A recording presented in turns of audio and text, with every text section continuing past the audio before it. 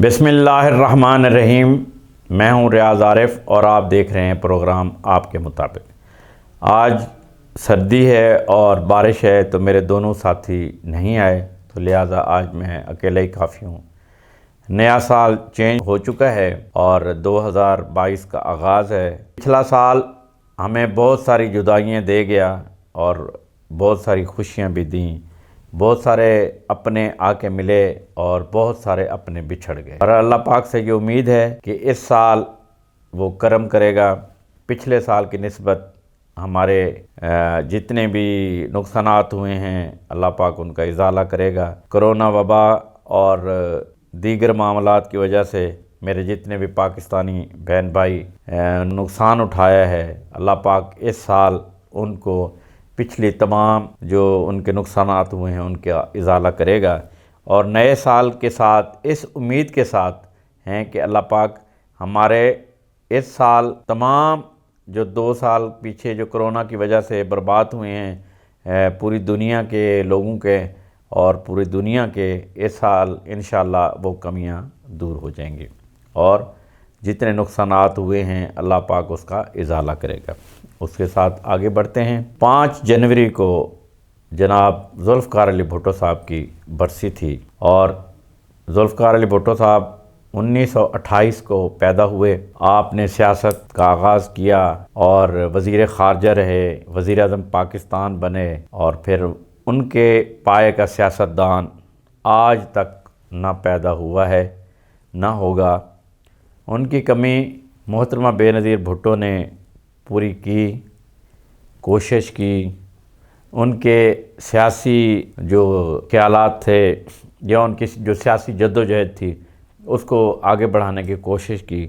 پھر ایک حادثے میں اللہ پاک نے ان کو پاکستانی قوم سے دور کر لیا۔ بھٹو صاحب کی پاکستان کے لیے، پاکستان کی عوام کے لیے جو خدمات ہیں وہ ناقابل فراموش ہیں۔ ذوالفقار علی بھٹو نے ہمیں 73 کا آئین دیا، اس کے علاوہ ہمیں جوہری پروگرام دیا، جس کی وجہ سے آج ہم دشمنوں کی آنکھوں میں آنکھیں ڈال کے بات کر سکتے ہیں اور کہہ سکتے ہیں کہ ہم بھی آپ کے ہم پلہ ہیں، بلکہ آپ سے بھی بڑھ کے زیادہ ہیں۔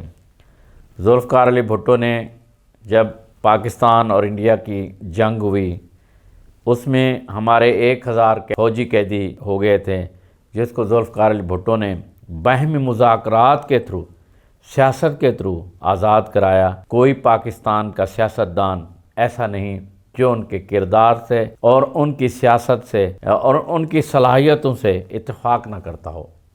ذوالفقار علی بھٹو نے ہمیں شعور دیا، ہمیں سیاست سکھائی اور پاکستان کو آئین دیا، اسلامی سربراہی کانفرنس بلائی، یہاں تک کہ اتنے سارے کارنامے انجام دیے کہ اگر میں ان کو بیان کرنے بیٹھوں تو ساری رات ختم ہو جائے اور ان کے کارناموں کی لسٹ جو ہے نا وہ ختم نہ ہو۔ بہرحال ذوالفقار بھٹو ایک عظیم لیڈر تھا۔ اس جیسا عظیم لیڈر صدیوں بعد پیدا ہوتا ہے، اور پاکستان بھی ایک عظیم ملک ہے۔ ہمیں ان جیسے سیاستدانوں کی ضرورت ہے اور ان جیسے صلاحیت والے سیاستدانوں کی ضرورت ہے۔ مجھے امید ہے کہ اللہ پاک ان جیسا نہ صحیح پر ان جیسا کردار والا، ان جیسی گفتار والا عوامی لیڈر ضرور دے گا۔ اس کے بعد میں آگے بڑھتا ہوں۔ ابھی جو تازہ ترین حالات و واقعات ہیں، پاکستان میں تحریک انصاف کی حکومت ہے، اور انہی کی پارٹی کے ایک کارکن اکبر ایس بابر نے 2014 میں الیکشن کمیشن میں ایک درخواست دائر کی تھی، اور اس میں دعویٰ کیا تھا کہ پی ٹی آئی کے جو فارن فنڈنگ ہے نا اس میں کچھ گڑبڑ ہے، یعنی کہ جو فنڈ بیرون ممالک سے آتے ہیں ان میں کوئی گھپلا ہے۔ تو ان کی درخواست الیکشن کمیشن نے منظور کی، ان پہ بہت ساری سماعتیں ہوتی رہیں۔ یہ 2014 میں غالباً ہوا تھا اور ابھی 2022 آ گیا ہے۔ اتنے سالوں سے یہ کیس چل رہا ہے اور اس کی سماعت ہوتی رہتی ہے، کبھی 2 مہینے، کبھی 4 مہینے، کبھی 5 مہینے بعد ہمارا عدالتی نظام جو ہے نا اگر تیز ہو جائے تو اس سے دنیا میں ہمارا نام بھی پیدا ہوگا۔ بہرحال اتنے سالوں بعد انہوں نے الیکشن کمیشن نے ایک کمیٹی بنائی تھی جو ان کی لا کمیٹی ہے الیکشن کمیشن کی، تو اس نے 4 جنوری کو منگل کے دن یہ رپورٹ دی ہے کہ جو پی ٹی آئی کے فنڈنگ کیس ہے اس میں پی ٹی آئی نے 12 اکاؤنٹ ظاہر کیے تھے، جبکہ 53 اکاؤنٹ ان کی شو نہیں کیے تھے۔ لیکن جب انہوں نے تحقیقات کی تو پی ٹی آئی کے یعنی کہ 12 شو کیے تھے، 53 اور نکلے ہیں، اور 31 کروڑ روپے کوئی فنڈ ہوا تھا بیرون ممالک سے، تو اس کو بھی شو نہیں کیا۔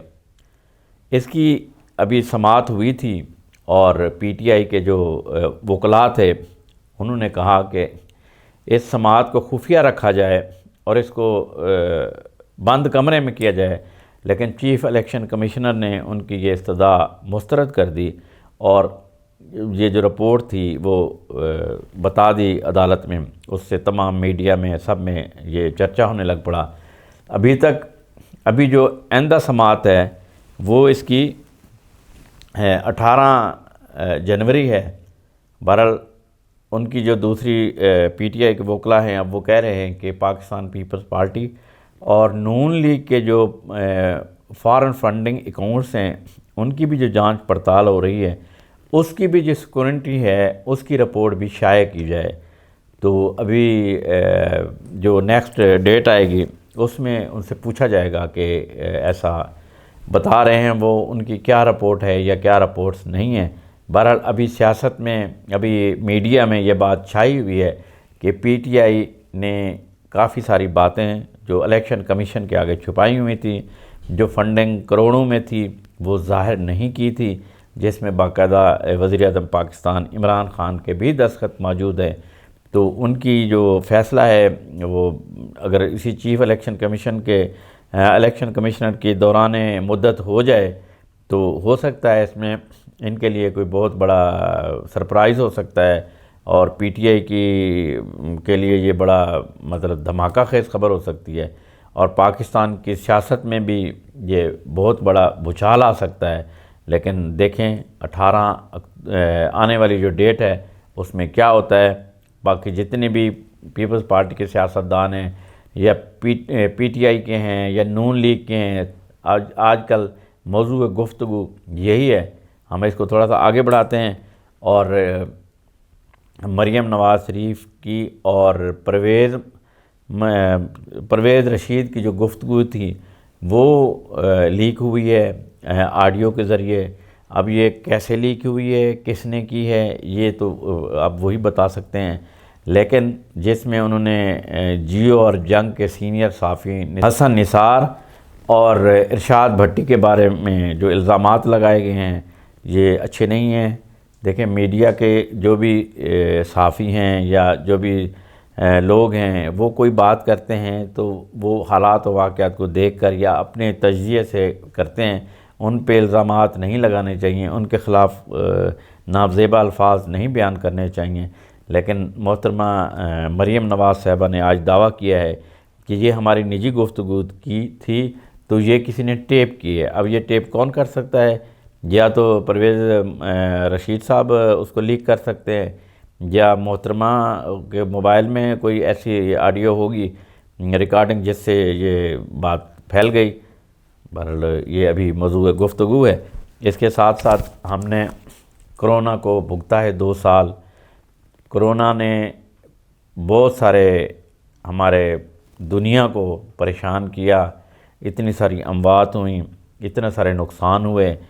اب اس کی پہلی لہر، دوسری لہر، تیسری لہر، چوتھی لہر آئی، اور اب جو ہے نا اومیکرون کے نام سے ایک نئی وبا آ گئی ہے۔ یہ کرونا کی ہی بی ٹیم ہے یا سی ٹیم کہیں یا اے ٹیم کہیں، لیکن ہے وہ یہ وہی چیز، اس کو نام اومی کا دیا گیا ہے۔ ابھی یہ کراچی میں ایک خاتون کو ہوا تھا، پھر اس سے یہ پھیلتا گیا، کوئی 20-30 کو، آج کی خبر ہے کہ تقریباً 100 لوگوں کو یہ اومیکرون ہوا ہے۔ تو میری تمام ناظرین سے اپنے چینل کے تھرو یہ گزارش ہے کہ اپنے آپ کو ویکسینیشن کروائیں اور اس کی احتیاط کریں، ماسک پہن کے رہیں، اور جتنا بہتر ہو باہر جانے سے پرہیز کریں، اور لوگوں کے درمیان یا ہاسپٹل جانے سے بھی پرہیز کریں، اور اپنے آپ کو محفوظ رکھیں۔ السلام علیکم۔